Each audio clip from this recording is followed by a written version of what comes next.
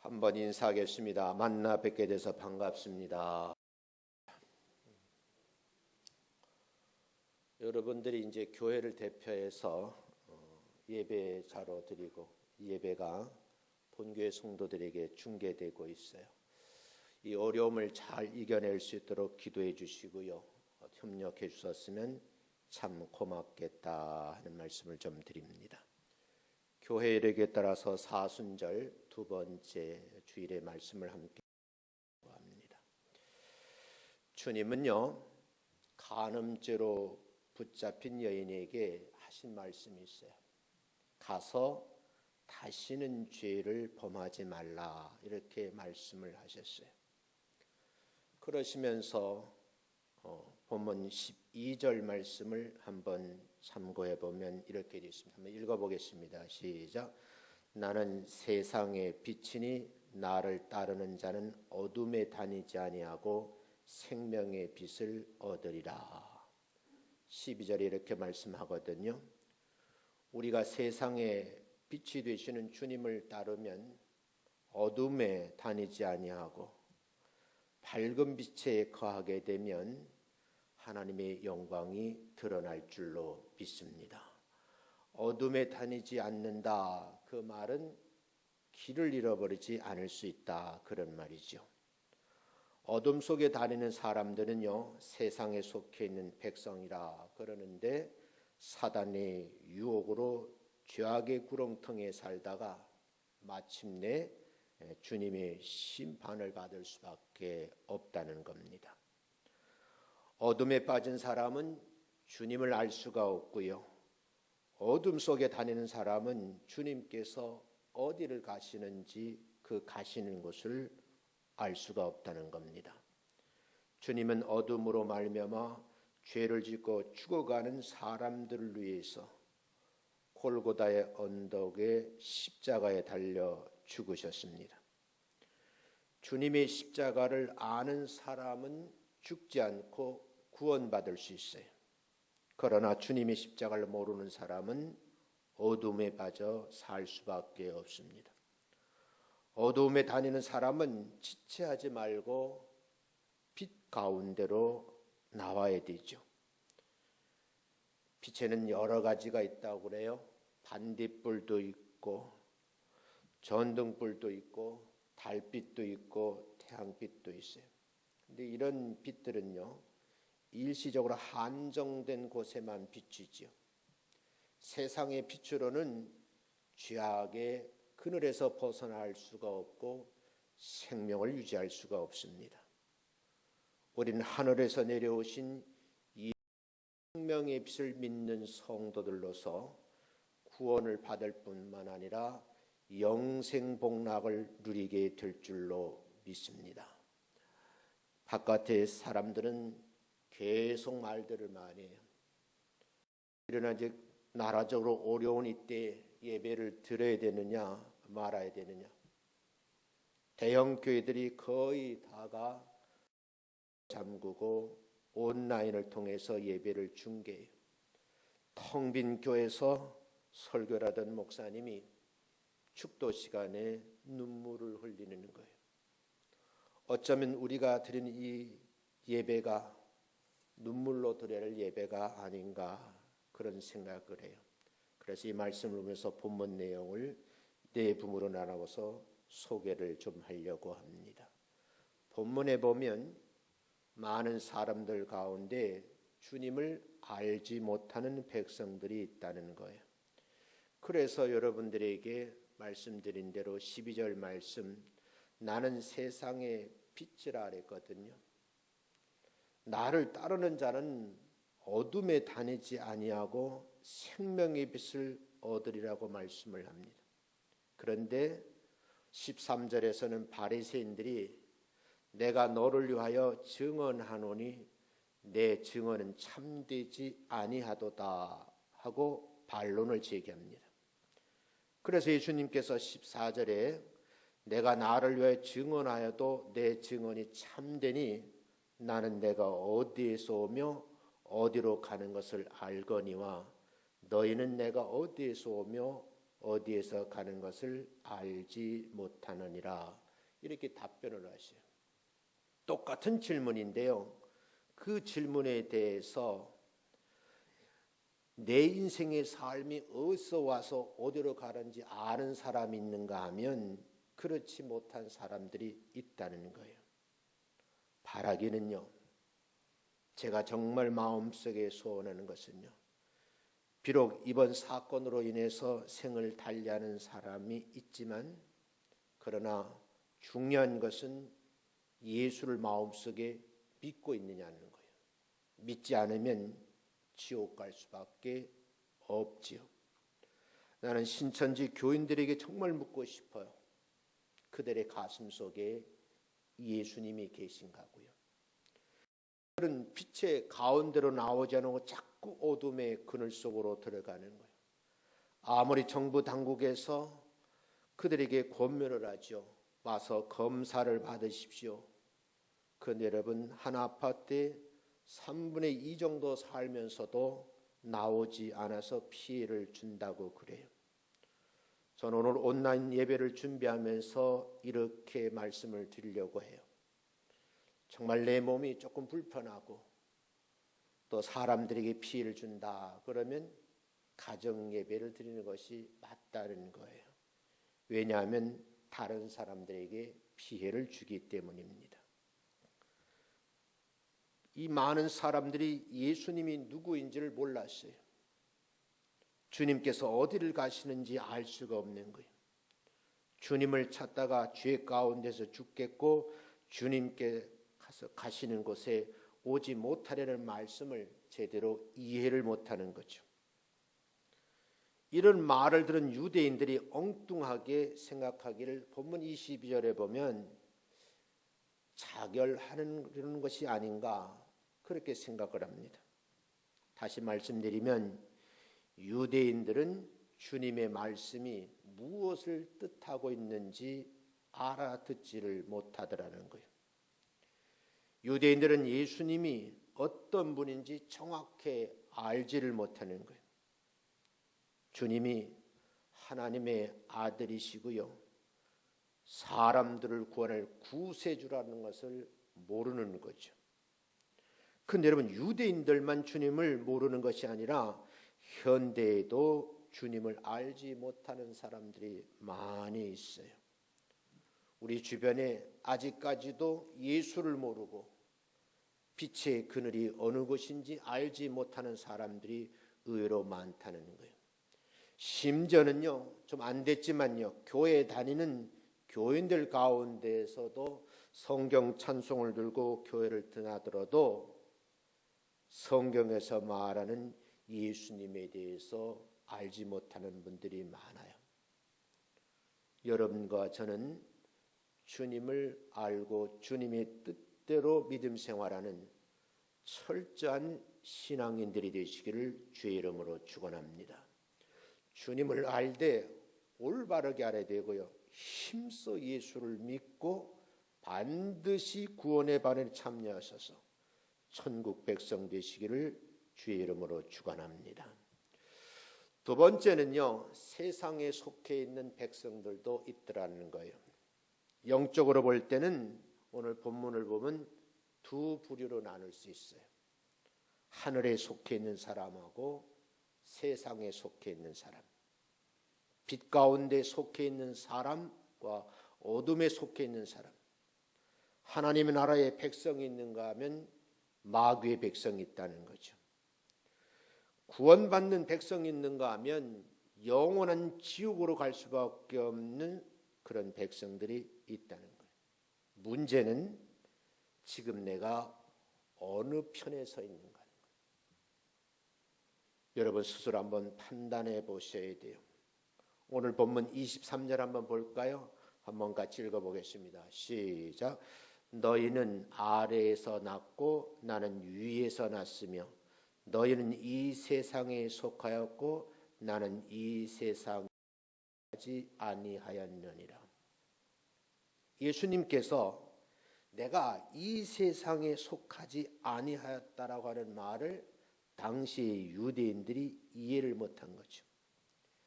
예수님을 모르는 유대인들은요, 땅에서 나왔다, 아래에서 난 사람이라고 하거든요. 예수님은 위에서, 즉 하늘에서 내려오신 분이라 그래요.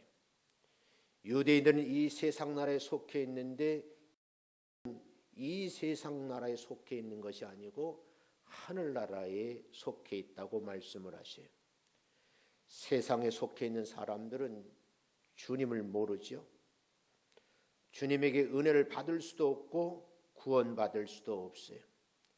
세상에 속해 있는 사람은 죄악 가운데 어둠의 그늘에 살다가 마침내 심판대 앞에 서게 되고 그가 행한 대로 심판대의 심판을 받아서 지옥에 갈 수밖에 없다는 거예요. 요한복음 1장 12절도 보면요, 아직까지도 여러분 세상에 속해 있는 사람이 있다고 하면 속히 주님을 영접해서 하나님의 자녀가 되는 권세를 받아야 될 줄로 믿습니다. 말들이 참 많거든요. 요즘에 교회가 정말 세상 사람들에게 많이 알려졌어요. 그것도 부정적으로요. 저는 이렇게 생각해요. 이번 사건이 다 소멸되고 정리가 된 다음에 정말 한국 교회 지도자들과 성도들이 우리가 통곡하며 회개하고 진짜 예수의 인가 무엇인가를 보여줘야 할 때가 오지 않았는가 그래요. 왜 빛의 그늘에 와야 되는데 어둠의 그늘에 있다 보니까요, 많은 사람이 자꾸 숨는 거예요. 예수 믿는 사람은 예수의 참빛을 받았기에 밝은 곳에서 여호와 하나님을 섬기며 그 기쁨으로 노래를 부르며 세상 사람들에게 빛과 소금의 역할을 잘 감당해야 될 줄로 믿습니다. 지금은 사순절 기간이거든요. 주님의 십자가를 바라보면서 회개하고 거듭난 새 사람이 되어서 세상의 가치관에 좀 벗어나야 돼요. 세상에 속해 있는 사람은 속히 하나님의 백성이 될 수 있도록 그런 노력을 우리가 함께 해야 되지 않겠는가 생각합니다. 나만 예수 믿고 나만 천국 가면 된다라고 하는 생각에 조금 벗어나서 이제는 시야를 넓히고 믿지 않는 사람들을 예수 믿게 하고 함께 천국 갈 수 있는 기회를 누리는 그 역할을 잘 감당하시는 여러분 되시기를 주의 이름으로 축원합니다. 세 번째는요, 죄 가운데 죽을 백성들도 있더라는 거예요. 누구든지 죄 가운데 살면 죽을 수밖에 없거든요. 물론 세상에 죽지 않을 사람은 한 사람도 없어요.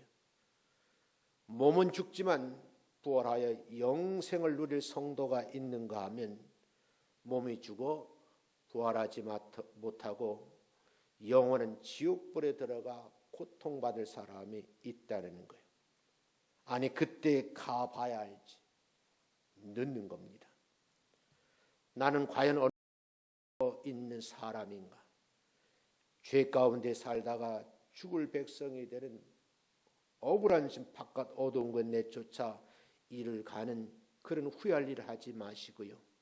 하나님의 나라에 귀한 일꾼 되어서 하나님 베푸시는 천국 잔치에 참여하시는 여러분 되시기를 주의 이름으로 축원합니다.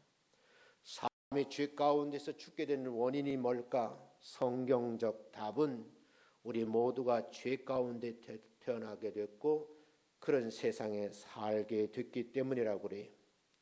그러나 하나님은 예수를 믿는 사람들에게 구원을 받게 하셨노라고 성경은 말합니다. 예수님 그 십자가에 죽으신 이유가 있거든요. 그 이유를 로마서 6장 6절에서는 죄의 종로로 타지 아니하고 죄 때문에 죽지 않게 하려 한다는 그런 말씀이죠. 그렇다고 하면 예수를 믿으면 죄 가운데서 죽지 않는가? 예수를 믿지 않으면 죄 가운데 죽을 수밖에 없다는 논리를 생각해 보면요, 오늘 24절 말씀이 마음에 와닿는 거예요. 한번 읽어보겠습니다. 24절 시작. 너희가 만일 내가 그인 줄 믿지 아니하면 너희 죄 가운데서 죽으리라. 예수를 하나님의 아들인 줄 믿지 아니하면 너희 죄 가운데서 죽음을 맞이할 수밖에 없다라고 말씀을 합니다. 예수님을 우리가 믿으면 죄 가운데 죽지 아니하고 주 안에서 잠든 자들은 다 구원받게 될 줄로 믿습니다. 어머니 뱃속에서부터 죄 아래 태어났다라고 말합니다. 우리 이것을 원죄라고 말합니다. 그러나 우리가 죄 가운데 태어나서도 죽기는 예수님 안에서 죽어야 됩니다. 일본 여행을 해보니까 재미있더라고요. 여러분, 태어날 때는 사찰에서 절간에서 태어난대요. 결혼식은요, 교회 가서 한다는 거예요. 죽어서는 신사에가 묻힌다, 그런 말을 하더라고요. 그래서 제가 여행을 하다가 교회 십자가를 받았어요. 대한민국엔 가는 곳곳마다 십자가가 있지만 일본은 십자가가 보기 힘들어요. 내가 저기 교회 있다 그러니까 안내하시는 분이 그건 교회가 아니고 결혼식장입니다 그러더라고요.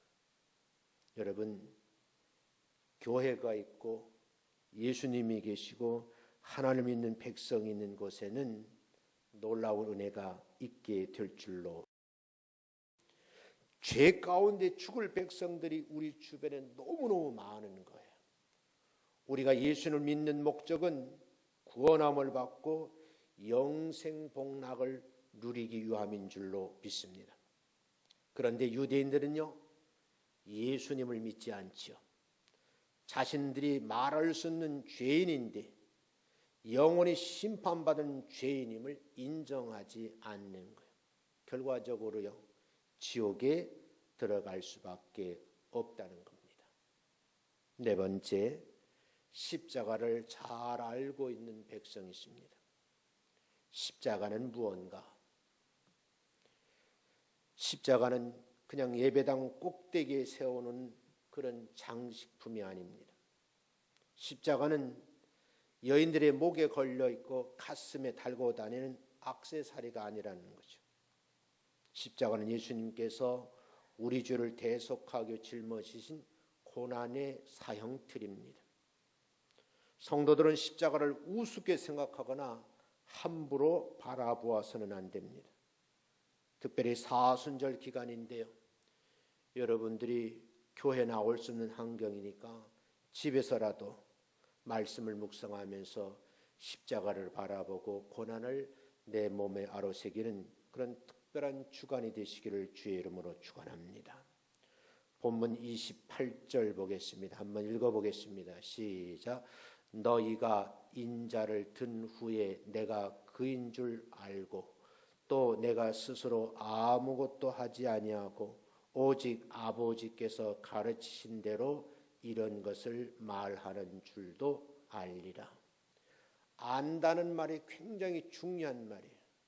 예수를 모르면요, 지옥 가는 거고 예수를 알게 되면 천국으로 향한다는 겁니다. 유대인들이 머지않아 예수님을 죄 없이 십자가에 매달아 여러분 높은 곳에 세우고 그의 죽는 모습을 보고 어쩌면 그들은 환희 노래를 부를지 모릅니다. 그들은 예수를 믿지 않을 뿐만 아니라 예수님을 따르지도 않았습니다. 그들은 예수님 스스로 하나님의 아들이라고 말함에 있어서 신성을 모독했다고 말했습니다. 결국 무고로 빌라도의 손을 이용하여 고난을 당하시게 됩니다. 그런데 주님이 십자가에서 마지막 숨을 몰아쉴 때에 그때에 증언한 내용이 있습니다. 그 내용이 마가복음 15장 39절 말씀입니다. 한번 읽어보겠습니다. 천천히 읽습니다. 시작. 이 사람은 진실로 하나님의 아들이었도다. 그 순간 깨닫는 것이 굉장히 중요한 거예요. 이렇게 여러분 예배를 준비하고 성도들과 예배 드리는데 하나님의 아들을 생각하면서 십자가의 고난을 생각하면서 하나님을 아는 백성들, 십자가의 고난을 아는 백성들이 모여서 예배 드리는 것이 그것이 진짜 예배라는 거예요. 하나님의 뜻과 섭리는 오묘한 거예요. 저는 이번 중국으로부터 건너온 코로나 바이러스를 여러분 생각하면서 세상을 등진 사람도 많이 있지만 저는 하나님의 섭리라고 생각하는 사람이에요. 그동안 교계에서 사이비 이단 종교를 연구하는 학자들에 의해서 그들의 실체를 드러내려고 나름대로 노력을 많이 했어요. 근데 여러분 드러나지 않는 거예요. 그들은 숨어서 예배를 드리고 그것도 예수를 믿게 하는 것이 아니라 예수를 잘 믿는 사람들을 데려가다 온 정신을 혼탁하게 만들고 그들만의 사람을 만들고 물질을 쌓고 교회 모습을 빙자하고 있는 거예요. 제가 오늘 드렸잖아요. 아마 이를 추종하는 세력들 가운데 기성교회 목사님들이 그쪽 교단에 많이 가 있는데 실체가 드러날 것이라고요. 많은 연예인들도 있을 것 같고요. 정치하시는 분들 나름대로 여러 계층에서 유명한 분들이 많을 것이다라고 얘기를 해요. 그런데 여러분 그런 분들이 여러분이 SNS에 왔다 갔다 하면은 함부로 올리시면 안 돼요. 큰일 나요. 다시 말씀드리면 공개적인 언론에 보던 내용 이외에는 함부로 올리면 안 된다는 거예요. 그들은요 사악하기가 그지없어요. 마침내 그런 일들을 한 사람들을 명예훼손죄로 고발할 겁니다. 이 사건이 잠잠해지고 좀 수그러들 쯤 되면 그들이 다시 왕성히 활동하면서 우리를 얽어매어서 구렁텅이에 빠뜨리려고 할 그런 계략이 숨어 있다라고 저는 생각을 하고 있습니다. 예수 믿는 사람들은 지혜롭게 대처해야 될 줄로 믿습니다. 여러분 예수를 믿는 사람들은 자꾸요 어둠 속에 들어가는 것이 아니라 밝은 곳으로 예수님께서 하시는 일에 동참하는 성도들이 진짜 성도들이다. 그런 교회가 될 수 있도록 여러분이 배후에서 기도 많이 해주시기를 주님 원합니다. 오늘 드려진 예배를 통해서 여러분 삶 속에 정말 하나님께서 원하시는 주님이 가시는 곳에 나도 함께 있는 거룩한 주의 백성들이 되시기를 주님의 이름으로 축원합니다. 기도하겠습니다. 하나님 아버지, 우리를 붙들어 주셔서 감사함을 드립니다. 많은 사람들에게 은혜를 베풀어 주신 하나님 아버지, 공적인 예배를 드리기에 한계에 부딪혀 있습니다.